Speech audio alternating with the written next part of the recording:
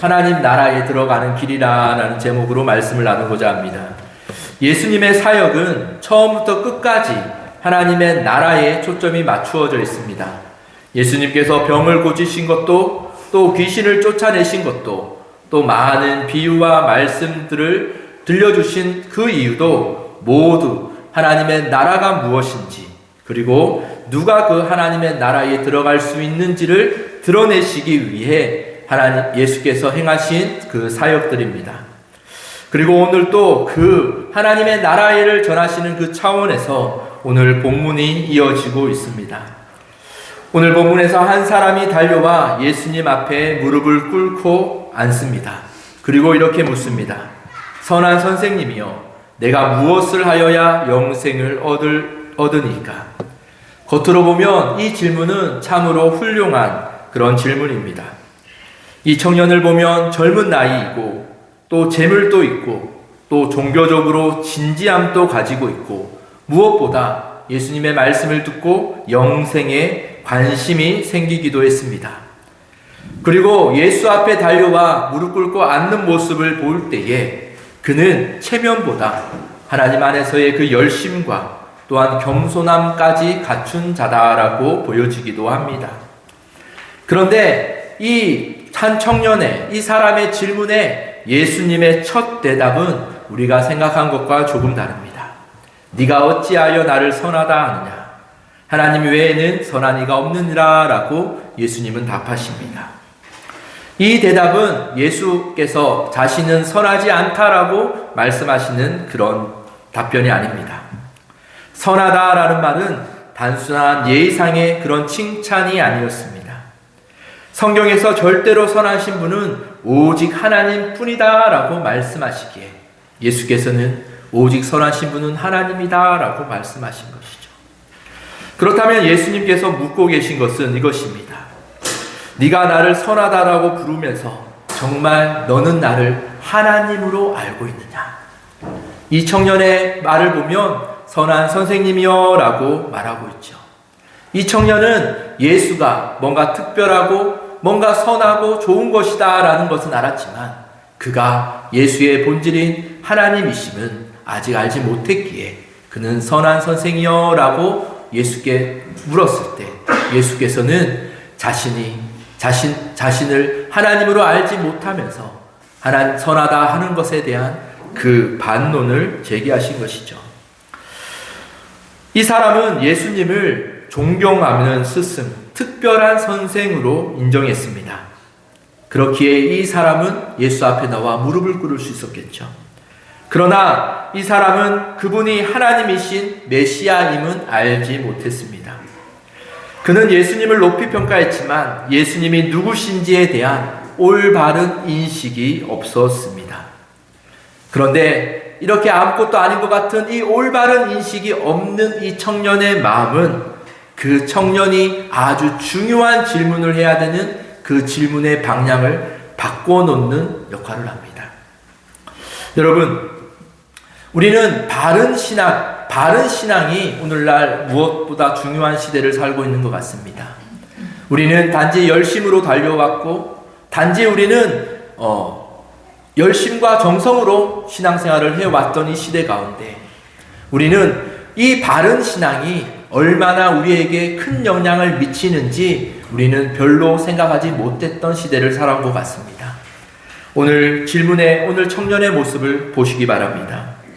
예수가 누군지 몰랐지만 그 예수가 선한 분인 것은 알았던 그 청년. 어느 정도 예수에 대해서는 알고 있는 것 같았지만 올바른 예수에 대한 인식이 없었던 그 청년의 질문은 무엇입니까? 내가 무엇을 하여야 영생을 얻으니까? 라는 질문으로 이어집니다. 이 질문은 자기 공로를 세워서 그 공로에 합당한 대가로 영생을 얻을 수 있다라는 전제가 깔려 있습니다. 내가 무엇을 했을 때 영생을 얻을 수 있다라는 그 질문. 우리가 보기에는 별로 나빠 보이지 않는, 달라 보이지 않는 이 질문이지만 그 가운데서는 나의 공로와 내가 무엇을 할 수 있다라는 그 중심이 깔려 있다라는 거죠. 이 신앙은 전형적인 나 중심의 신앙을 나타내기도 합니다. 이에 대해 예수님께서는요 19절과 같이 대답하십니다. 네가 계명을 안 하니? 라고 말하죠. 그리고 이 청년은 선생님이여 이것은 내가 어렸을 때부터 모두 지켰다 라고 답하고 있습니다. 이 청년이 단지 자신의 의로움을 자랑하려고 예수님 앞에 나온 것이라고 생각하진 않습니다. 이 청년의 마음에 예수님의 말씀을 듣고 영생의 마음이, 영생에 대한 소망이 품어져서 그 갈급함으로 그 청년이 예수 앞에 나왔음을 믿어 의심치 않습니다. 그러나 예수를 바로 알지 못했던 그 그릇된 인식이 이 청년의 신앙을 바른 길로 이끌지는 못하고 있음을 우리는 말씀을 통해 느낄 수 있습니다. 여러분, 하나님께서 오늘날 우리 조국 시온교회를 세우시고 계속해서 강조해 주시는 그 말씀 가운데 하나가 바로 바른 신앙의 회복입니다. 이 청년에게 익숙한 신앙에서는 예수님의 뭔가 특별함이 느껴지기는 하지만 예수를 메시아로 인식하기는 어려웠죠. 때로는 이처럼 우리에게 익숙한 신앙이 우리가 바른 신앙을 깨닫는 데에 때로는 방해가 되기도 합니다. 우리는 그 어느 때보다 바른 신앙이 회복되어야 될 시기를 살고 있기에 우리는 우리의 고정관념과 우리에게 익숙한 그 신앙, 우리의 열심들을 내려놓고 우리는 하나님이 말씀을 통하여 우리에게 무엇을 말씀하시는지를 어린아이와 같은 순수한 마음으로 들으며 회복해가는 저희 모두가 되기를 원합니다. 마가복음 10장 21절은 이렇게 기록합니다. 예수께서 그를 보시고 사랑하사라고 말하죠. 이 한 문장이 모든 분위기를 바꾸어 놓습니다. 이 청년의 질문은 바르지 않았습니다. 행위로 영생을 얻으려는 그런 그릇된 인식에서 나온 질문이었습니다. 그러나 예수님을 메시아로 알지 못한 상태에서 던진 이 질문이었죠. 그럼에도 불구하고 예수님은 그를 책망하지 않으십니다. 그를 보시고 사랑하셨다라고 말씀하시죠. 여기서 보셨다라는 말은요, 단순히 시선을 향했다라는 말의 의미를 넘습니다. 그 청년의 겉모습이 아니라, 그 청년이 하는 그 겉으로 나타나는 그 고백이 아니라 예수님은 그 청년 가운데 있는, 중심에 있는 그 마음을 보셨다라는 의미이죠. 이 청년의 중심에 있는 영생에 대한 진지함도, 하나님을 향한 갈급함도 예수님은 꿰뚫어 보셨습니다. 그리고 동시에 이 청년이 붙들고 있는 그 자기 안에 있는 자기만의 우상 또한 예수께서는 꿰뚫어 보셨습니다. 이 마음의 중심을 아셨기에 예수는 그 청년을 사랑하는 마음으로 이렇게 말씀하시죠. 21절에 보면 네가 아직도 한 가지 부족한 것이 있으니, 이 청년은 스스로 부족함이 없다라고 생각했을 것입니다. 자신은 이 모든 것을 어려서부터 그 율법과 계명을 잘 지켜온 청년이었습니다. 그러나 이 청년은 계명의 핵심을 알지 못한 채 그 계명을 지켜왔죠. 여러분, 율법의 핵심이 무엇입니까? 하나님을 사랑하고 이웃을 사랑하는 것이다 라고 예수가 말합니다. 그런데 이 청년은 하나님보다 재물을 더 의지하고 있음을 예수께서 아셨습니다. 이 청년이 바른 신앙으로 나아가지 못하는 그 걸림돌이, 이 청년에게 있는 그 우상이 어쩌면 그 재물이었기에 예수는 그 청년의 그 마음속에 있는 우상을 깨트려 보시고 오늘같이 21절과 같은 말씀을 하셨죠. 그리고 이 말씀을 통하여 예수께서 원하셨던 것은 이 청년이 자기 안의 우상을 깨트리고 예수께 나와 예수를 따르기를 예수님은 원하셨을 것입니다. 이 말씀은 단순히 가난해지라는 것이 아닙니다. 단순히 이웃을 도와라라는 그런 의도도 아닙니다. 네 마음의 주인이 무엇인지를 드러내시는 그런 말씀이죠. 이 청년에 대해 이에 대해 이 청년은 재물이 많은 거로 이 말씀으로 인하여 슬픈 기색을 띠고 근심하여 가느라라고 말하죠.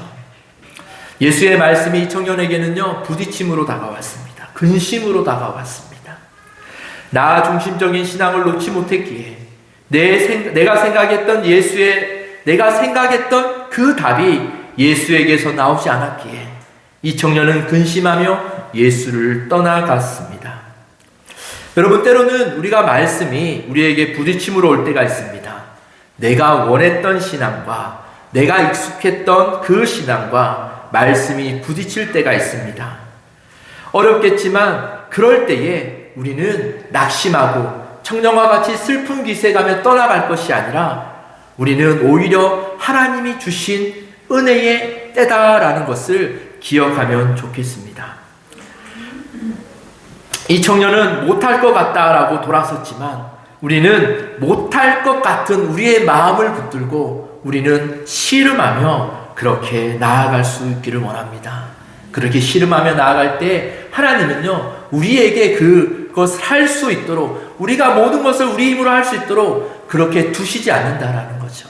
우리가 씨름하며 나아갈 때에 반드시 우리와 함께 하시겠다 약속하신 그 성령이 우리를 도와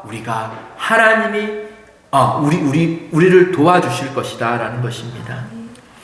그리고 예수님께서는 이 모습을 보시며 제자들에게 말씀하십니다.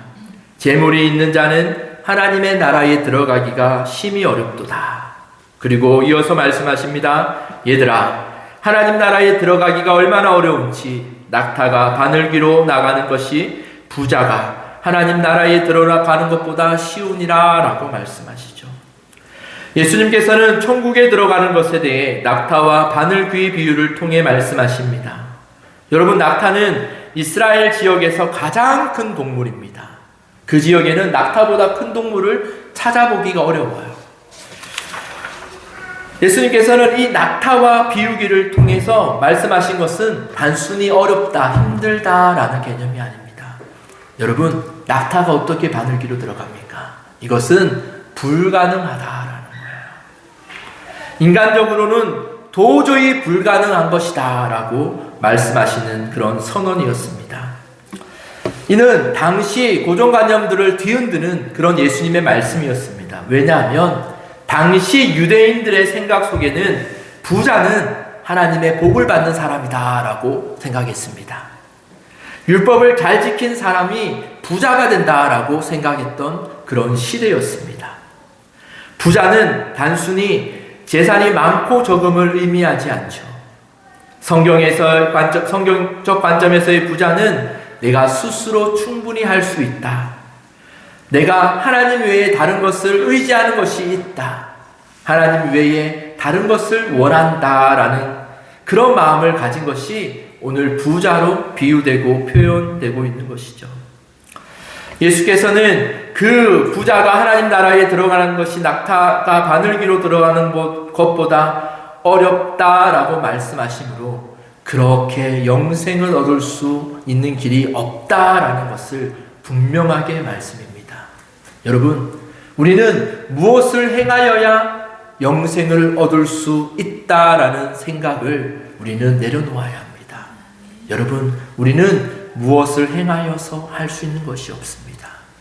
무엇을 행하여서 할 수 있다라는 그 마음이 어쩌면 우리의 신앙이 하나님 앞에 올곧게 가지 못하게 하고 우리의 신앙 가운데 우리의 힘과 우리의 우상이 끼어들게 하는 그런 방해물이 될 수 있습니다. 그렇다면 제자들은 이렇게 말하죠. 그렇다면 누가 구원을 얻을 수 있습니까? 제자들이 보기에는요, 그렇다면 도대체 구원받는 길이 어떻게 생길 수 있냐? 구원 자체가 불가능해 보였기 때문에 이렇게 묻고 있죠. 이에 대해 예수님께서는 사람으로는 할 수 없은데 하나님으로는 그렇지 아니하니 하나님으로는 다 할 수 있느니라 라고 답하십니다. 부자가 스스로 내려놓는 것이 어렵습니다. 낙타가 스스로 바늘길을 통과하는 것은 불가능합니다. 그러나 하나님이 하시면 다 가능하다라고 말씀하시죠. 결국 이 말씀은요, 우리의 구원의 가능성을 꺾기 위한 말씀이 아니라 오직 하나님의 은혜만이 구원의 길임을 분명하게 제시해 주시는 하나님의 선포이라는 것이죠. 사랑하는 여러분, 문제는 우리가 얼마나 가지고 있느냐가 아닙니다. 문제는 우리가 무엇을 의지하고 있냐라는 것이죠. 하나님의 나라에 들어가는 사람은 많은 것을 가진 사람이 아니라 하나님만을 의지하는 사람이다라는 것입니다. 우리의 믿음의 여정은 어쩌면 우리가 가진 것, 내가 의지하고 있는 것, 내가 원하는 것을 내려놓고 우리가 오직 하나님의 은혜만을 바라보며 나아가는 것이 우리의 믿음의 여정일 것입니다. 그러나 우리는 이 부자 청년에 대해 그래서 그는 실패했기 때문에 결코 구원을 받지 못했을 것이다 라고 함부로 판단해서도 안 됩니다. 왜냐하면 성경은 부자 청년에 대한 결과를 이야기하고 있지 않기 때문입니다. 그날 예수께서 말씀하신 이 말씀이 그 청년의 마음에 그냥 스쳐간 말씀이 아니었을 것입니다. 분명한 것은 부자 청년이 그 말씀 앞에 흔들렸고 근심했으며 갈등했다라는 것이죠. 이 근심은 실패의 증거가 아니라 그 말씀이 그의 마음을 흔들어 놓기 시작했고 그의 마음에 들어갔다라는 것입니다. 그 말씀이 이 청년의 마음에 불이 되었을 것입니다. 그것이 예수께서 이 땅에서 말씀을 전하시는 그 목적이기 때문입니다. 예수의 말씀을 들으면 그 불이 우리 마음에 새겨집니다. 하나님의 말씀은 씨앗이 되어 우리 마음에 뿌려지고 우리 마음에 심겨집니다. 그리고 그 마음, 예수의 불, 하나님의 말씀의 씨앗은 우리 마음에 자랄 것입니다.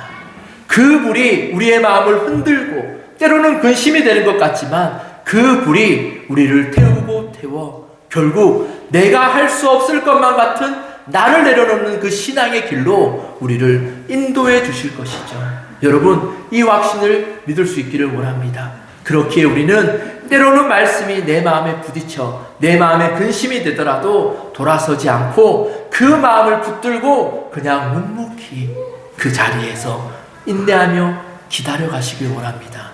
그러다 보면 그 하나님의 능력의 불이, 그 말씀의 씨가 우리의 마음에 야금야금 자라 그 뿌리 내린 그 씨가 자라 열매 맺는 신앙으로 인도하실 거예요. 이것이 하나님이면 다 할 수 있다라는 이 말씀의 핵심이라는 것입니다. 예수님의 말씀은 그를 무너뜨리기 위한 말씀이 아닙니다. 그 마음의 씨앗으로 심기 위한 말씀이셨습니다. 그 청년의 마음속에는요, 계속해서 그 예수의 말씀이 부담스럽기도 하고 불편하기도 하고 근심기도 하고 신경 쓰였을 것입니다. 이 말씀은 그 청년을 계속해서 부르시는 예수의 부르심이기 때문에 하나님의 택한 자였다면 그 청년은 반드시 예수께로 돌아와 그 영생의 은혜를 누렸을 것이죠. 사랑하는 성도 여러분, 하나님의 나라에 들어가는 길은 무엇을 더 해야 하는 길이 아닙니다. 무엇을 내려놓아야 하는 길입니다. 부자 청년은 계명을 지켰습니다. 도덕적으로도 훌륭했습니다. 종교적으로도 큰 열심이 있었습니다. 그러나 한 가지를 내려놓지 못했죠. 그것은 내가 붙들고 있는, 내가 좋아하는, 나에게 익숙한 그런 신앙이었습니다. 예수님은 그 재물을 문제 삼으신 것이 아니라 그 재물이 그의 마음의 주인이셨기 때문에 그 재물을 건드리신 것이죠. 오늘 우리에게도 예수님은 동일하게 물으십니다. 네 마음의 주인이 누구냐? 네가 진짜 의지하는 것이 무엇이냐? 때로는 이것이 무엇인지 내가 알지 못할 때도 있습니다. 그렇기에 하나님의 말씀이 내 마음의 근심과 부담으로 올 때에 그것이 은혜로 여기셔야 한다는 거죠. 낙타가 바늘 길을 통과하는 것은 불가능한 일입니다. 인간의 힘으로는 하나님 나라에 결코 들어갈 수 없습니다.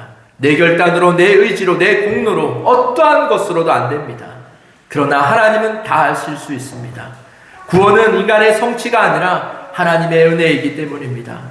하나님의 나라에 들어가는 사람은 완벽한 사람이 아니라 하나님을 의지하는 자, 하나님의 말씀을 마음에 품고 있는 자가 하나님의 나라에 들어가는 그 은혜를 누릴 것입니다. 혹시 오늘 말씀이 여러분들의 마음에 부딪히고 불편하고 갈등이 생기십니까? 그렇다면 그것이 은혜입니다.